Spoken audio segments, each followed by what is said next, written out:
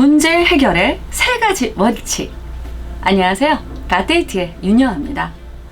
여러분들 요단강을 아시나요? 요단강 하면 무엇이 떠오르시나요?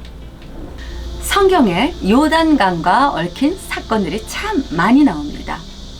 이스라엘 백성들이 여리고성을 점령하기 위해 반드시 넘어야 할 강이 요단강이었죠. 그래서 요단강은 필연의 강이라고도 볼 수 있습니다. 또한 요단강은 나아만 장군이 7번 목욕하고 문둥병을 고침받았던 치유와 기적의 강이기도 합니다. 그뿐 아니라 많은 이스라엘 백성들이 하나님께 회개하고 세례를 받던 축복의 강이기도 합니다.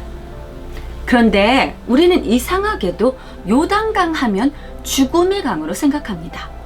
그건 찬송가 606장 가사 때문이죠.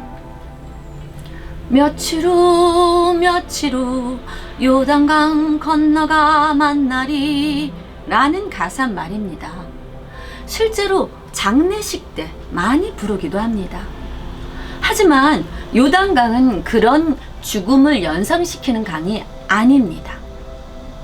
이 찬송가 606장은 1800년대 미국에서 작곡된 찬양인데요. 며칠 후 요단강 건너가 만나리 하는 가사는 우리나라에 번역되어 들어올 때 잘못 오역된 것으로 In the sweet by and by we shall meet on the beautiful shore 를 잘못 번역한 데서 비롯되었습니다. 머자나 우리는 아름다운 생명강가에서 만나리 이렇게 되겠죠? 네, 이런 뜻입니다. 가사에는 아예 요단강이라는 지명은 없습니다. 우리는 살아가면서 예외 없이 많은 어려움과 고난의 문제들을 만나게 됩니다. 그럴 때 보통 우리는 우리 인생을 가로막고 있는 요단강을 떠올리게 됩니다. 문제가 없는 인생이란 없습니다. 또한 크고 작건 해결되지 않는 문제 역시 없습니다. 단지 내가 원하는 대로 혹은 내가 원하지 않는 대로 해결될 뿐입니다. 자, 그렇다면 누구나 예외 없이 맞닥뜨리게 되는 어려움의 문제들. 우리는 이런 문제들을 어떤 원칙으로 접근해야 될까요? 문제를 대하는 첫 번째 원칙. 일단 발을 떼라. 시작하라. 무엇을 시작하라는 걸까요? 네, 내 앞에 요단강처럼 가로막고 있는 문제와 직면하라는 말입니다.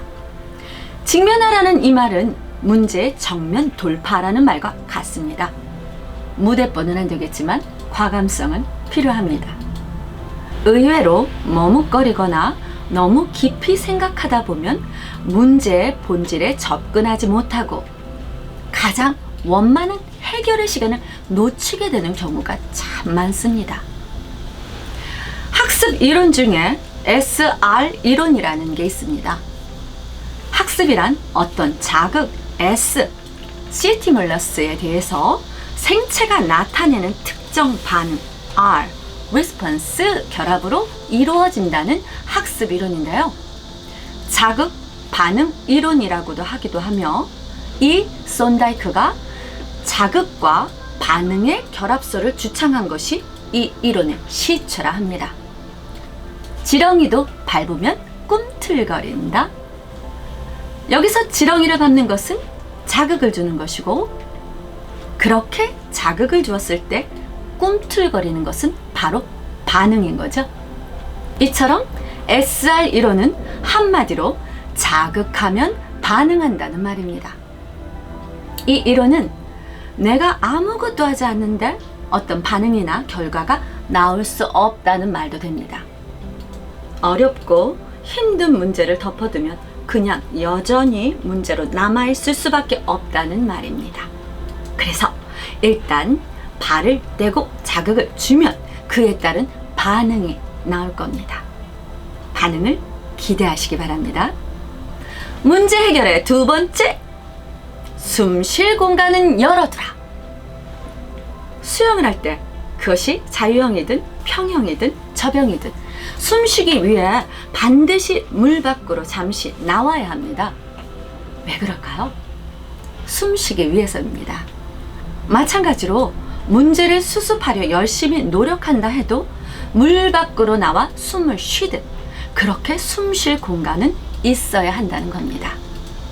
성경의 여호수아서를 보면 이스라엘 백성들은 가나안을 점령하기 위해 시딤이라는 곳을 지나 요단 강가까지 진군하였습니다. 시딤에서 요단강까지는 대략 16km 정도 되는 길이라고 합니다. 그런데 하나님은 이 요단강가 근처에서 3일간 머무르게 하셨습니다. 지금 이스라엘 민족에게 있어서는 전시 상황입니다. 바로 요단강만 건너면 철옹성 같은 여리고성으로 진격해야 하는데 반나절 걸어가면 도착할 거리를 하나님은 그냥 3일 동안이나 쉬게 하셨던 겁니다. 왜 하나님은 3일씩이나 요단강 근처에 머물게 하셨을까요?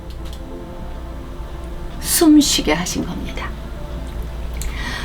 여러 가지 다른 해석이 있겠지만 그 3일간의 쉼의 시간은 아마 하나님께서 준비의 시간, 생각의 시간, 묵상의 시간, 기도의 시간을 주신 거라 생각합니다. 이들이 3일간의 쉼을 가졌던 것처럼 우리가 어떤 문제와 직면했을 때 과감하고 용기 있게 나가는 것도 너무도 중요하지만 적어도 숨 쉴 시간과 공간은 있어야 합니다. 잘 풀리지 않는 문제를 머리를 쥐어 뜯어가며 어거지로 해결책을 찾으려 한다면 더 그르치기가 쉽습니다.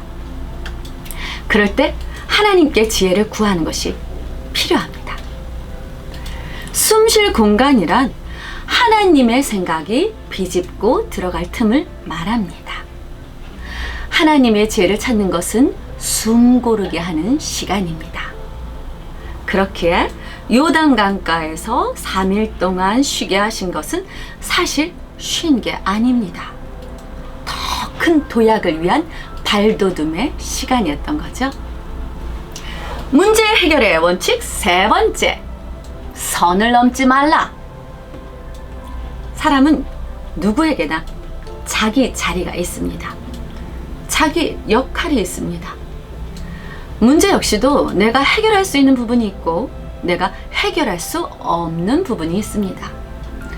내가 해결할 수 있는 선, 내가 해결할 수 없는 선, 그 선을 분명히 알고 거기까지만 하라는 겁니다. 직원이면서 사장처럼 행동할 수 없고 사장인데 직원처럼 행동해서도 안 되겠죠?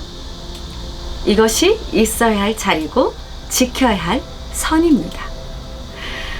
선을 넘지 않는 것은 곧 질서를 지키는 일이기도 합니다.